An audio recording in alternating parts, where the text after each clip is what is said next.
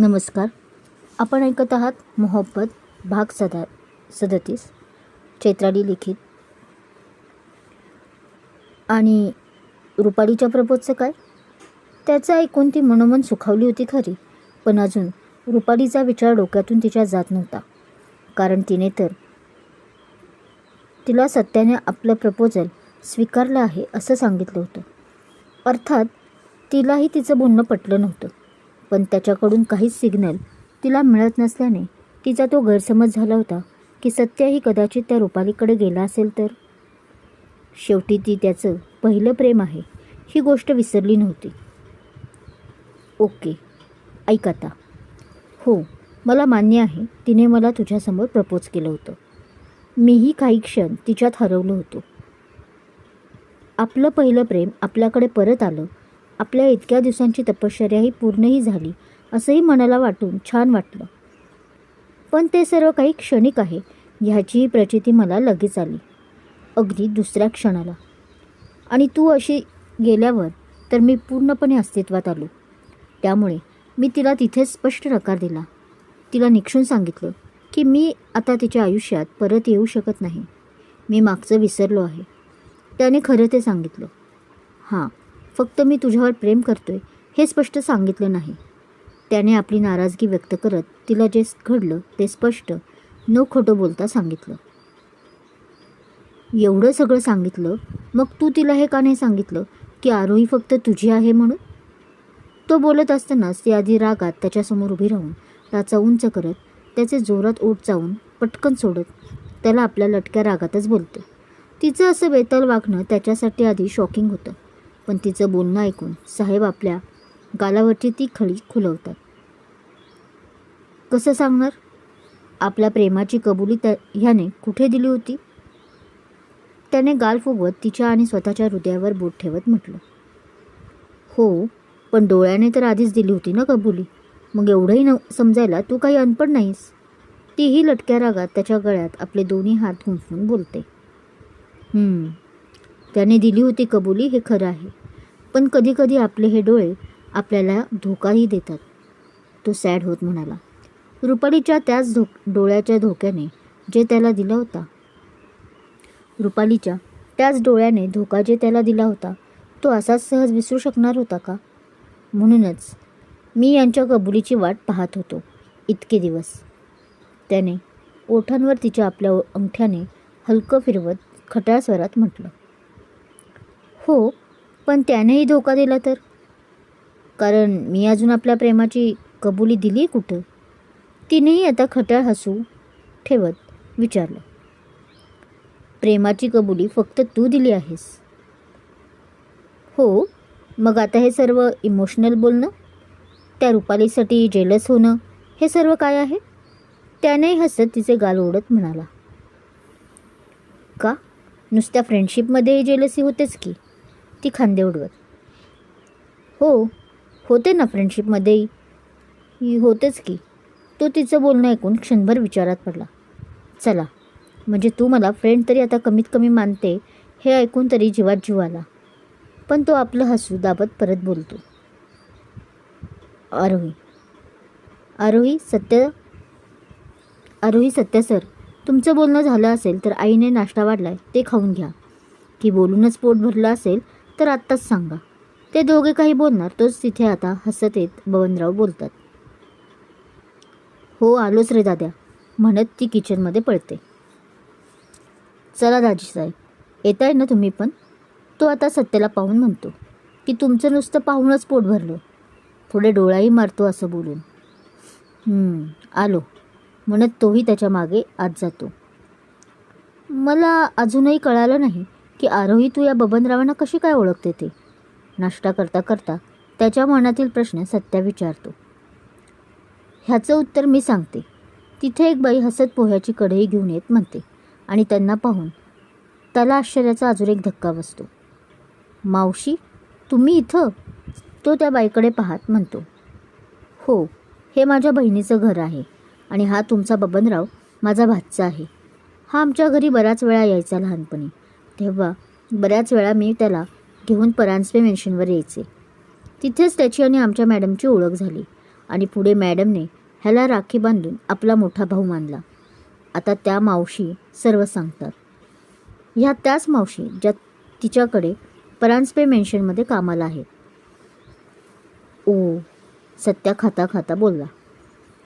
त्यानेच मला हा गावातला प्रकार सांगितला आणि मलाही बोलावून घेतलं. पण त्याचवेळी तुम्ही आणि रुपाली इथेच येणार आहात हेही मला आधी कामठे सरांनी आणि नंतर दादानेही सांगितलं. पण मी ऑलरेडी गावात येऊन पोचली होती. त्यामुळे मला माघार घेणं आता बरोबर वाटलं नाही. म्हणून मग मी असं लपवून तुमच्यापासून माझं काम करत राहिले. तसं तिनेही खाता खाता स्पष्टीकरण दिलं. म्हणजे कामठे सरांना आधीच तू इथं असल्याचं माहीत होतं तर? त्याने आता आश्चर्य व्यक्त करत म्हटलं. हो, त्यांची परवानगी घेऊनच इथे तर मी आली होती, ती हसत म्हणते. अच्छा. तो शांत झाला. ह्या कामठे सरांनी तर सर्व गोष्टी लपवल्या आपल्यापासून. त्यांना तर आमच्या दोघांबद्दल सगळं माहीत होतं. इथे येण्यापूर्वी किती मागे लागले होते झालेले गैरसमज आमच्यातील दूर करा म्हणून. मग आता हे आधी सांगायला काय झालं होतं की तीही इथेच आहे? मी किती छान तिच्याबरोबर दिवस घालवले असते. तो मनात थोडा खट्टू होऊन विचार करत होता. चला येऊ मी. नाश्ता होताच तो या चौघांना म्हणाला. आरोही, दुपारी आपण निघूयात. त्याने हात रुमालाला पुसत हसून तिला सांगितलं. तिनेही होकारात मान हलवली. आणि मावशी, तुम्हालाही यायचं असेल तर या. पुण्यात सोडून जातो पुढे आम्ही मुंबईला. नाही साहेब, म्हणजे आता इथं बहिणीकडे आलेच आहे तर जरा 2-4 दिवस राहून जाऊ म्हणते, त्या हसून म्हणतात. बरं आरोही, तू आवरून ठेव मात्र. तो परत एकदा तिला लवकर आवर असं अप्रत्यक्ष रीतीने सांगत त्या सर्वांचा निरोप घेतो आणि त्या सरपंचा वाड्यावर परत येतो. सरपंच आणि त्याची बायको जरी आता इथे नसली तरी त्यांची मुलं होती, जी स्वभावाने खूप चांगली होती. रुपालीला राठोडने हॉस्पिटलमधून तिकडेच आणले होते रात्रीस. त्यामुळे बबनकडून तिची बॅग घेऊन तो सरपंचा वाड्यावर पोचला. अरे, कुठं गेला होता सत्य तू? किती वेळची वाट मी पाहत आहे. रुपाली तो आत तिला बॅग द्यायला आलाच होता की रागावून म्हणाले. बबनराव जाधवच्या घरी गेलो होतो. तुझी बॅग जे राहिली होती. त्याने तिच्या हातात बॅग देत म्हटलं. एवढी माझी काळजी घेतोस? ते ऐकून तर मॅडम एकदम आकाशात हात आपला पोहोचायला लागलाय असं समजायला लागल्या. त्यामुळे तो खोटा रागही मुखोट्याप्रमाणे गळून पडला. मी माझ्या सर्वच फ्रेंडची काळजी घेतो, हे तुला नव्यानं सांगायला नको. तोही जरा ॲटिट्यूड खात बोलत होता. तिचं त्याच्या क्लोज जाणं त्यालाही आता इरिटेट करत होतं. माहिती आहे मला. तिने त्याचं बोलणं ऐकून वाकडं तोंड केलं. बरं चल ना, आपण नाश्ता करायला बाहेर जाऊयात, ती परत प्रेमाने त्याला म्हणते. बाहेर कशाला जायचं? उगाच तुझ्या पायावर ताण यायचा. त्यात आज आपल्याला परत मुंबईला जायचं आहे. नकोच ही रिस्क. त्यापेक्षा मी इथल्या मावशींना तुझ्यासाठी नाश्ता पाठवायला सांगतो. त्याने तिला पूर्णपणे धडकावले. आपण परत आजच जायचं? अरे राहू ना आजचा दिवस. डॉक्टरांनी तसंही मला आजचा दिवस रेस्ट करायला सांगितलं आहे. तिला मुंबईला अजिबात जायचं नव्हतं, कारण तिला माहीत होतं की तिथे तो परत आरोहीमध्ये अडकणार. त्याने जरी तिला काही त्यांच्या दोघांबद्दल सांगितलं नव्हतं तरी रुपालीला समजत होतं की त्याने तिच्यासाठीच नकार दिला आहे. आणि म्हणूनच आता तिला मुंबईला परत जायचं नव्हतं, कारण आरोही मुंबईत आहे असं तिला जे वाटत होतं. हे बघ, तुला नाहीत कामं, पण मला माझ्या बऱ्याच केसेस पडल्या आहेत ज्या धूळ खात टेबलावर पडल्या आहेत. त्यामुळे मला आजच आमच्या सरांनी बोलावलं आहे, त्याने स्पष्ट केले आणि बाहेर निघून गेला, तिला जास्त एंटरटेनमेंट न करता. हो, माहिती आहे मला तुझी कुठली केस धूळ खात बसली आहे ते. तो जाताच तिने तोंड वाकडं केलं. तोच एक मावशी तिच्यासाठी नाश्ता घेऊन आली. तसं तिने नाक मुरडतच आलेला नाश्ता करून घेतला. त्याला बोलावलं, पण मी करून आलो असं त्याने उत्तर दिल्याने नाईलाजाने एकटीनेच करून घेतला. मी आत येऊ का? ठरल्याप्रमाणे दुपारी आरोही सरपंचा वाड्यावर आली. सॅक फक्त तिने पाठीवर घेतली होती. त्यात आज तिने मुद्दाम साडी नेसली होती. निळ्या रंगाची प्लेन साडी होती, ज्यावर मॅचिंग पण फुल बाह्यांचा ब्लाऊज घातला होता. मेकअपचा तर लवलेशही नव्हता, पण तरीही ती त्यात खूप सुंदर दिसत होती. अरे आरोही, ये ना आत. तिला असं बघून आधी तर सत्या पूर्ण हँग होतो, पण शेजारी सरपंचची मुलं होती म्हणून तो स्वतःला भानावर आणत तिला हसून आत यायला सांगतो. अगं, आम्ही आत्ता निघणारच होतो. तो त्या एका मुलाला पाणी आण म्हणून खुणावतो. त्या मुलाचा त्याला राग येत होता, कारण तो एकटक आरोहीकडे पाहत होता, ज्याच्यामुळे पॉझेसिव्ह बॉयफ्रेंड तो बनत चालला होता. ही आरोही पण ना, आता आज साडी नेसून याची काय गरज होती? एकतर मला ड्रायव्हिंग करायची आहे आणि त्यात मॅडम अशा हॉट बनून आल्यात. आता कसं माझं लक्ष लागणार? तो स्वतःशीच बडबड करत होता की त्याच्या कानावर सध्या नको असलेला आवाज पडला आणि त्याचं तोंड वाकडं झालं. आरोही शांत बसून सर्व नोटीस करत होती. त्याचं हे रूप तिच्यासाठी नवीन होतं, त्यामुळे तिला फार भारी वाटत होतं. सत्या, परत एकदा आवाज मोठा झाला. आता या बाईचं काय मध्येच? तो इच्छा नसूनही जबरदस्ती उठून बोलला. A friend in need is a friend in deed. Aarohi त्याला हसत म्हणाली. हो, कळालं हं.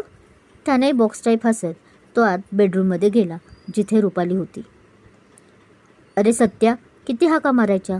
कुठे होतास इतका वेळ? ती वैतागत आपल्या पायाचा बँडेज नीट करत म्हणते. कुठे जाणार आहे अजून मी? इथेच आहे वाड्यात. तुझं काय काम आहे ते बोल पटकन. तो त्रागा करत म्हणाला. त्याला तर त्या सरपंचच्या मुलावर अजिबात विश्वास नव्हता. आरोहीला असं एकटीला ठेवून आलोय आपण याचं दुःख जास्त होतं. त्यात ती आज जगातली अप्सरापेक्षाही मस्त दिसत होती. अरे किती वैतागतोस तू? माझी अशी हालत नसते ना तर मी तुला हाक पण मारली नसती. तीही आता चिडून बोलते. सकाळपासून तो तिच्या मागे लागला होता आवर लवकर म्हणून, आणि त्यात जास्त त्याची चिडचिड चालली होती. रुपालीला वाटत होतं की आरोही तिकडे मुंबईत आहे म्हणून तो तिला भेटायला जायचं असल्याने घाई करत आहे, म्हणून ती मुद्दाम हळूहळू आवरत होती.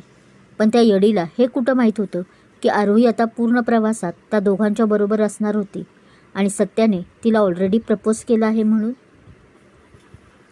बरं बाई, सॉरी.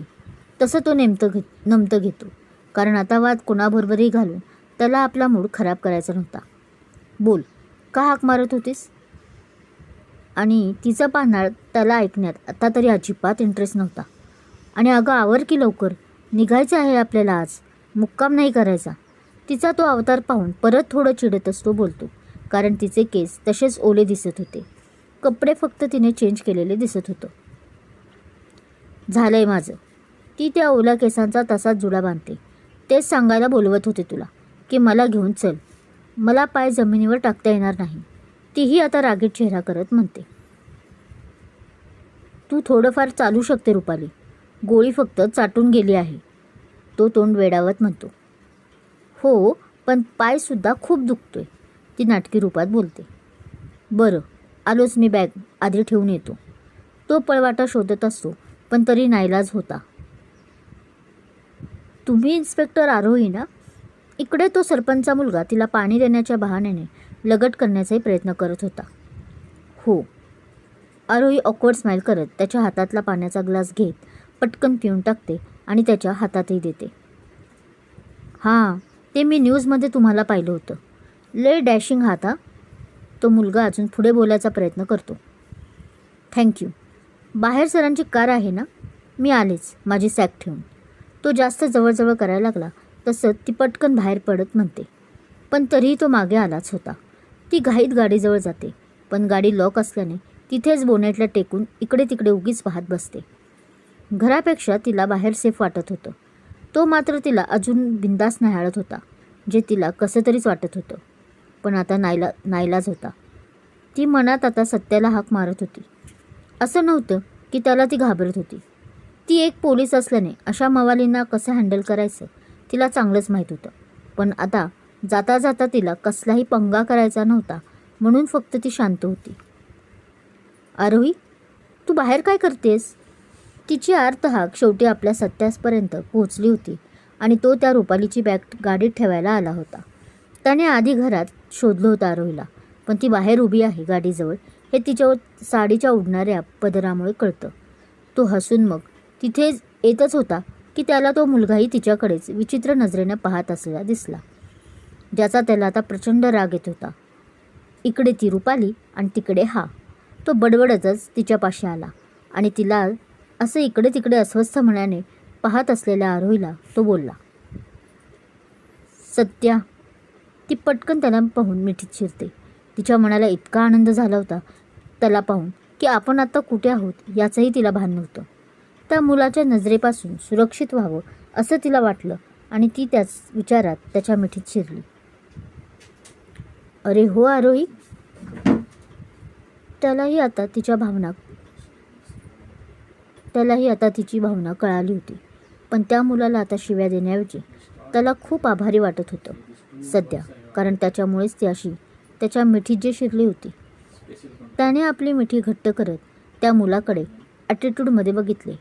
त्या नजरेत ती फक्त माझी आहे हे भाव होते.